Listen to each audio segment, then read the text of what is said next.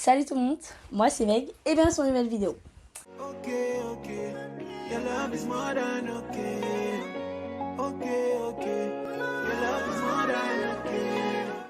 Alors, je sais ça fait longtemps que j'ai pas filmé, mais en fait j'avais pas le temps. Je vais à l'école, j'ai un job, donc comprenez. Quoique j'ai pas filmé de vidéo pour ma chaîne YouTube, mais en fait je fais une chronique. Petite dédicace à Congo Paris. Enfin bref, mais je suis quand même contente de filmer cette vidéo, surtout ce combo de story time qui me tient un petit peu à cœur. Et en plus, pour moi, ça tombe à pic parce que c'est le mois de mars. Le mois de mars, c'est le mois où on a fêté la Journée internationale des droits de la femme et aussi où on a fêté la Journée internationale pour l'élimination de la discrimination raciale. Et en plus, en ce moment, on parle un peu de glottophobie. J'ai vu 2-3 articles, j'ai vu un truc sur Thermac juste avant de filmer cette vidéo. Donc en fait, franchement, je me dis, waouh, le sujet. Enfin bref, comme vous avez pu le voir dans le titre, c'est une story time où je vais parler de mes pires expériences, en tout cas les pires moments que j'ai vécu au travail. Alors laissez-moi vous dire une chose. J'ai pas vécu tout ça au même travail. Enfin, c'est impossible. Ça aurait été de la maltraitance ou de l'abus. Enfin, voilà quoi. C'est un combo de plein d'histoires que j'ai vécues dans plein de tafs différents. Et pour faciliter la façon dont j'allais raconter ces histoires-là, je les ai regroupées en genre d'histoire. Pour commencer, je vais commencer avec les histoires par rapport à mes cheveux. Bon, là, j'ai des mèches. Mais en fait, la plupart du temps, je suis en mode... Voilà, je suis comme ça. Moi, j'ai kiffé ma life. Je faisais que des mèches où j'avais mes cheveux et j'ai toujours kiffé mes cheveux.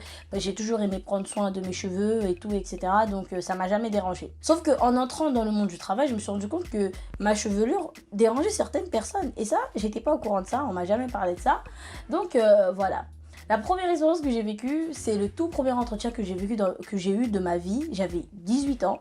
Je vais chercher du travail. En plus, moi, je sortais d'un bac scientifique, là, un bac général. Zéro expérience professionnelle, hormis le stage de troisième qui, pour eux, ne comptait pas. Ça veut dire que tous les gens, quand ils voyaient mon CV, c'était en mode... trop nul, trop nul, trop nul. Et là, je suis allée, je me suis donnée à l'entretien, etc. Et la dame, elle était convaincue, elle a kiffé l'entretien, etc. Elle me fait comprendre que dans tous les cas, c'est sûr qu'il me gardait. Et là, elle me pose une question. Elle me dit, par contre, mademoiselle, nous ici, c'était la restauration rapide, j'ai oublié de préciser peut-être. Elle dit, on met un uniforme et une casquette. Donc, qu'est-ce que vous allez faire de vos cheveux? Parce que moi, je m'inquiète un peu. J'ai dit, ah. Moi, dans ma tête, je me suis dit, peut-être que si là, je lui réponds mal, elle va pas me prendre. Mais moi, j'avais besoin d'un job. Donc là, je lui dis, non, non, vous inquiétez pas, je peux faire des chignons bas.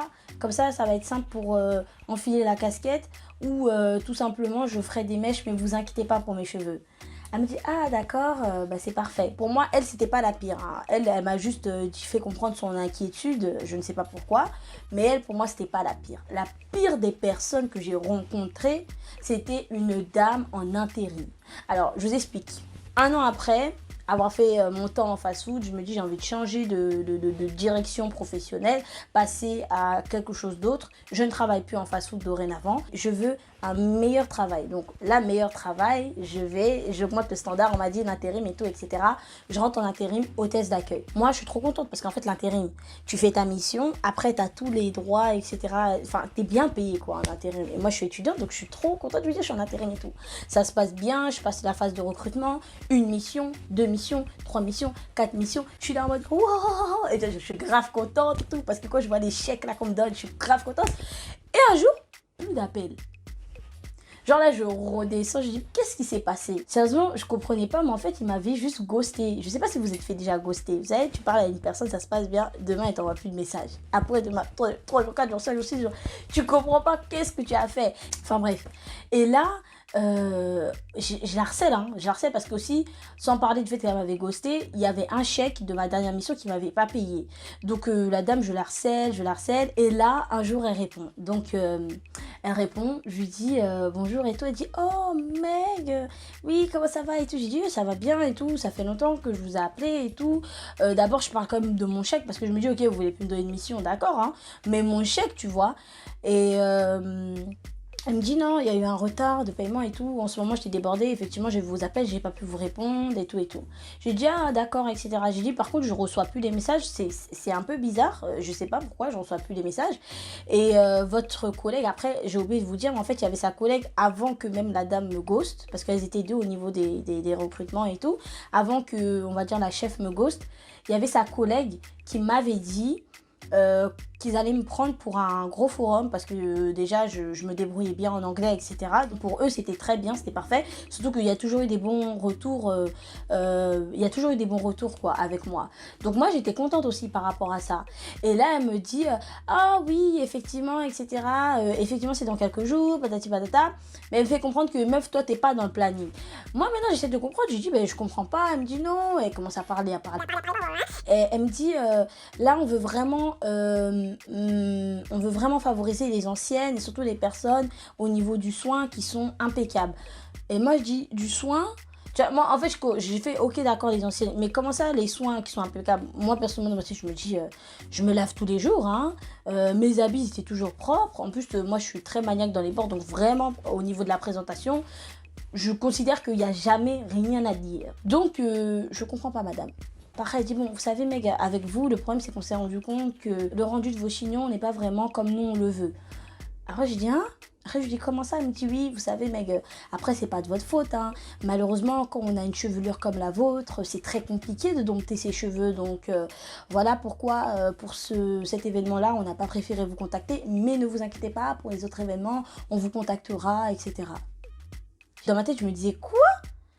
Donc déjà, elle dit que mon chignon il est moche et en plus elle ose dire que mes cheveux crari c'est un chien ou un chat. Sérieusement comment j'étais énervée, mais j'ai rien dit hein. J'ai dit madame pas de souci, comme on s'est dit d'accord pour le chèque j'attends et si vous avez d'autres missions n'hésitez pas à me contacter. Elle a dit d'accord, il n'y a pas de souci, etc. J'ai coupé.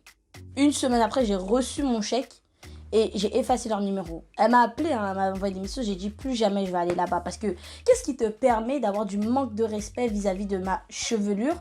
Parce qu'on n'a pas la même texture. Si t'aimes pas le rendu de mon chignon, c'est ton problème. Le pire, c'est qu'en plus, vraiment, j'avais regardé des vidéos sur YouTube pour apprendre à faire des buns, des slick buns et tout. Parce qu'en fait, moi, le tout, c'est que moi, j'étais toujours la personne en mode afro. Mais là, vraiment, j'avais appris spécialement pour ce travail. C'était pour moi un peu le plus gros inconvénient de faire des chignons bien bas, plaqués, qui peuvent tenir une journée. Et elle ose me dire ça. Mais comment franchement, enfin bref, j'ai coupé les ponts, je les ai ghostés aussi à mon tour un peu.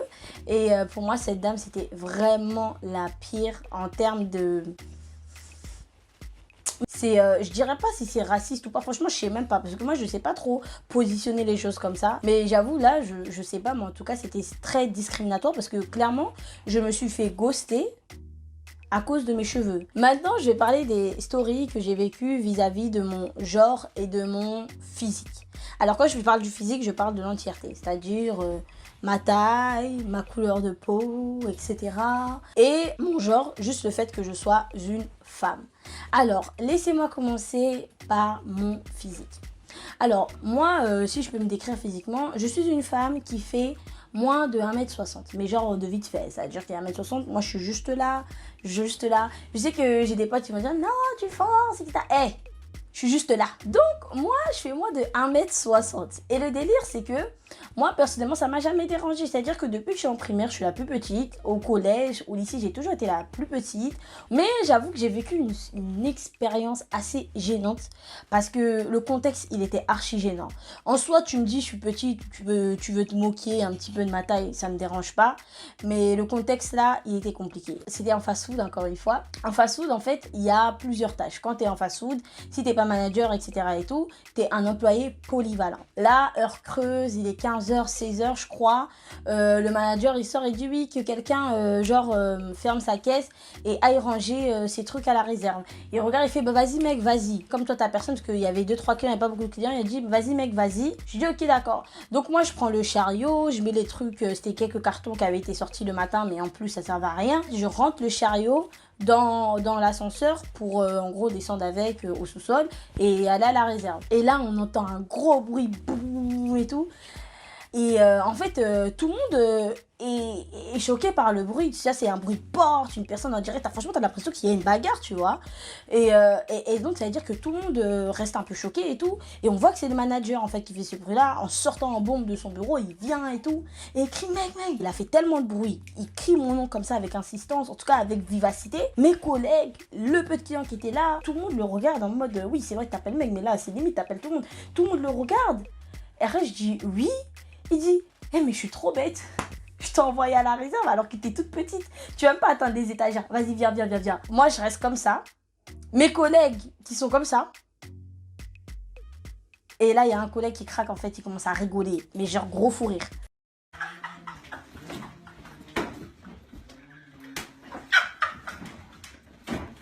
Il rigole. Et les autres derrière qui suivent. Les clients qui sont là comme ça et tout. Et moi, je suis là, je fais toute petite. Tu forces, hein. Mais vas-y. J'ai laissé le chariot, je suis repartie à ma caisse. Franchement, ça m'a mis mal à l'aise. J'étais là en mode, mais qui fait ça? Mais en soi, ça se fait pas parce que, en fait, clairement, je sais qu'il y a des femmes de petite taille comme moi qui le vivent mal. Enfin, qui le vivent mal parce que peut-être dans leur entourage, on leur a fait comprendre qu'elles n'étaient pas normales, tout ça, etc. Donc, ça se fait pas. Ça se fait vraiment pas. Et ensuite, j'ai vécu quelques formes de misogynie. Alors, ça, c'est un truc, à l'époque, je savais pas que c'était ça.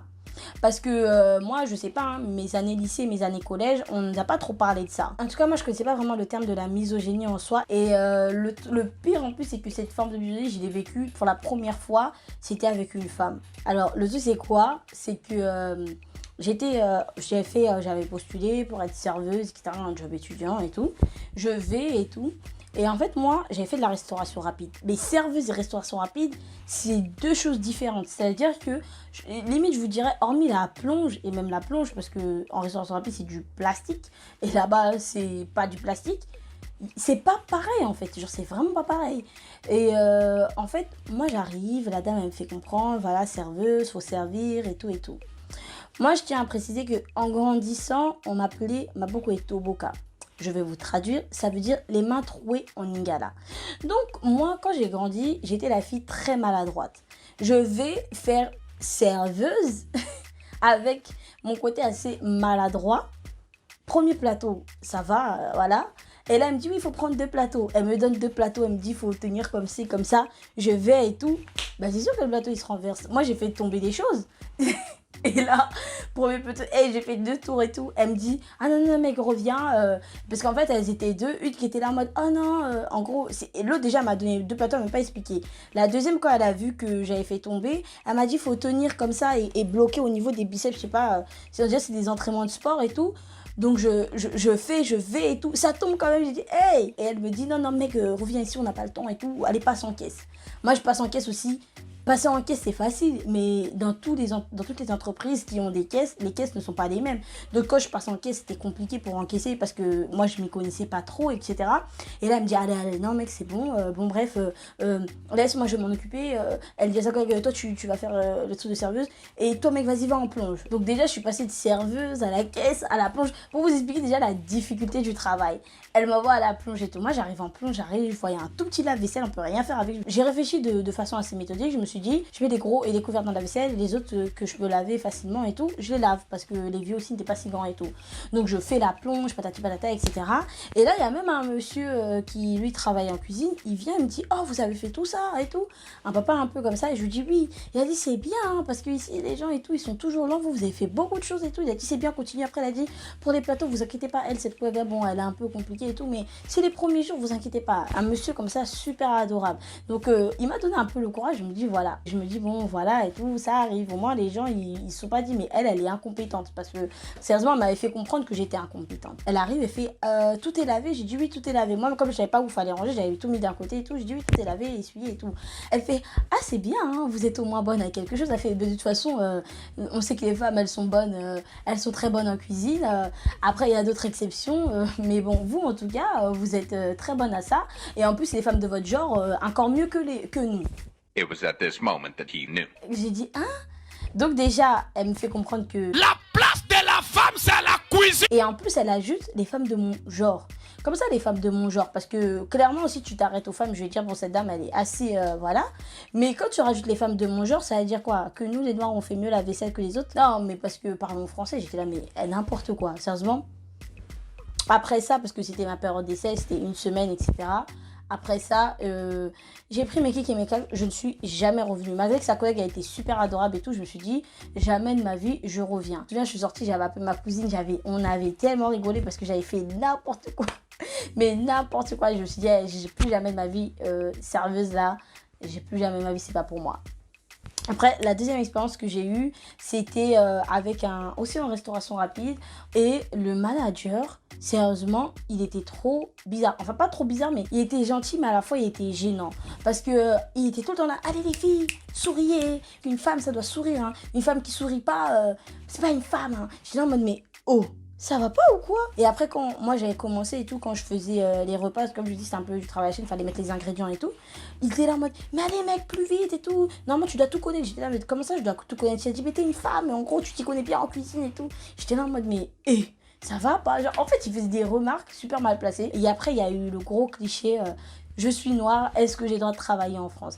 Genre, en fait, les recruteurs, ils m'appellent, on discute bien, ils me demandent d'envoyer mes documents, j'ai un entretien avec eux, et il y a certains qui arrivent quand même à me dire c'est bon au niveau de la paperasse, vous avez le droit de travailler en France. Je suis là en mode attends.